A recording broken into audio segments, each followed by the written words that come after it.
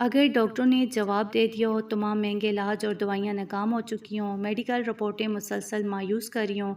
तो कुरान पाक की सबसे छोटी और ताकतवर सूरत सूरह कौसर का ये चलता फिरता अमल तमाम मेडिकल रिपोर्टों को गलत साबित करने की ताकत रखता है।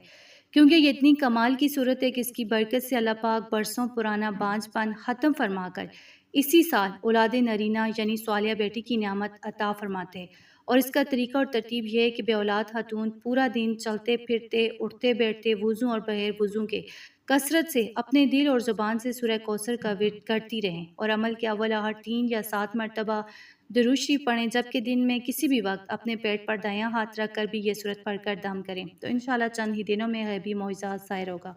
मेडिकल रिपोर्ट पॉजिटिव आएगी और अल्लाह पाक खाली झोली को औलाद की खुशखबरी से भर देगा इंशाल्लाह।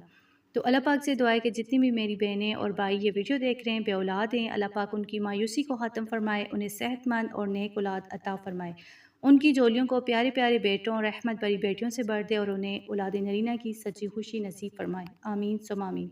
अगर आपको ये मालूमाती और मुबारक वजीफ़ा पसंद आए हो तो हमारी इस वीडियो को लाइक और शेयर ज़रूर करें, चैनल को सब्सक्राइब लाजमी किया करें ताकि ऐसी बरकत वाली वीडियोज़ आप तक पहुँचती रहें।